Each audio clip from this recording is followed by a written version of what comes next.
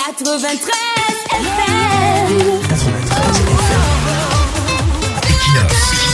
Radio. Bonjour. La décision du ministre de l'administration territoriale pour la Tanganyika de cadenasser les églises de réveil clandestines provoque un concert de pleurs et de grincements de dents tout à fait fascinant depuis l'annonce de cette décision. C'est le retour de la fameuse indignation à géométrie variable, ce sport national où l'on crie au scandale uniquement quand le vent tourne contre soi. Loin de nous l'idée de distribuer les bons et les mauvais points à cette décision administrative, mais il y a un moment où il faut poser les valises de l'hypocrisie et parler de cohérence.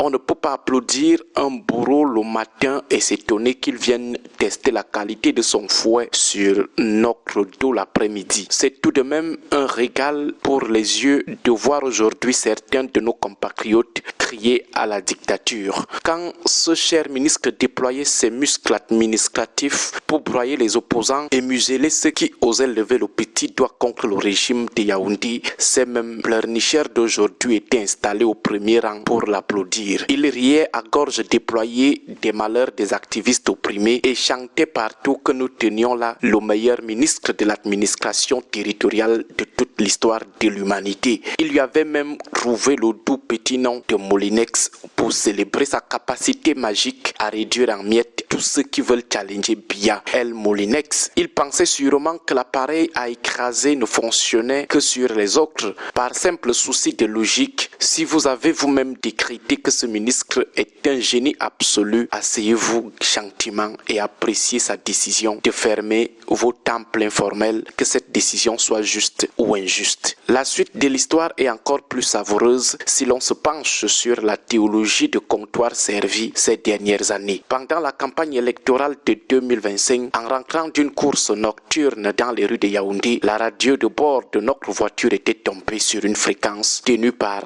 l'une de ces églises de réveil. Un pasteur très inspiré y expliquait tranquillement à ses fidèles que faire de l'opposition était un péché satanique. Selon cette logique implacable, tout pouvoir vient de Dieu et si le président de la République gère le pays depuis 44 ans, c'est qu'il est un élu direct du Très-Haut. Mais alors, pourquoi s'énerver aujourd'hui contre le ministre de l'administration territoriale qui n'est que l'émissaire officiel de cet envoyé de Dieu qu'est Paul Biya? S'opposer aux décisions de Molinex revient maintenant à s'opposer à votre propre divinité politique qu'est Paul Biya. Soyez donc logique avec vos sermons et acceptez cette décision comme une bénédiction céleste puisque c'est le représentant de votre champion qui la prend. L'autre grand moment de comédie nationale arrive quand les défenseurs de ces églises clandestines essayent de noyer le poisson en demandant pourquoi l'État ne commence pas par fermer les bars et les boîtes de nuit. À les entendre, le seul problème de ces lieux de culte serait le bruit des baffles à 2 heures du matin. C'est oublier un peu vite l'anarchie totale qui règne dans ce milieu où le titre de pasteur ou de prophète s'obtient plus vite qu'une carte d'identité. Chez les catholiques, on sait au moins à quelle école on forme les prêtres, mais avec les églises de réveil clandestines, c'est l'aventure totale.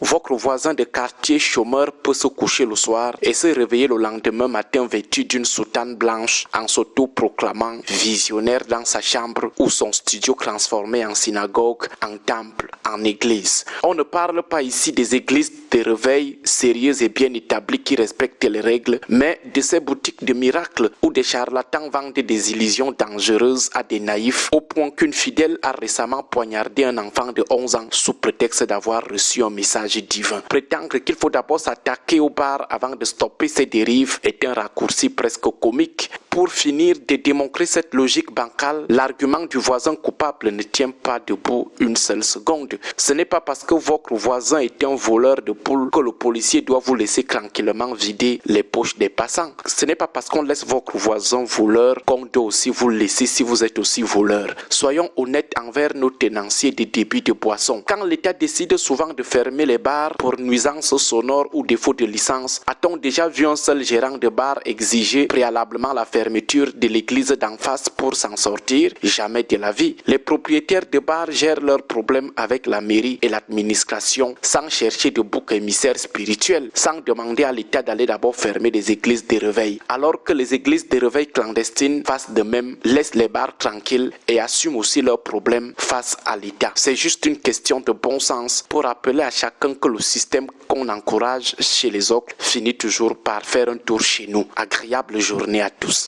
93 FM.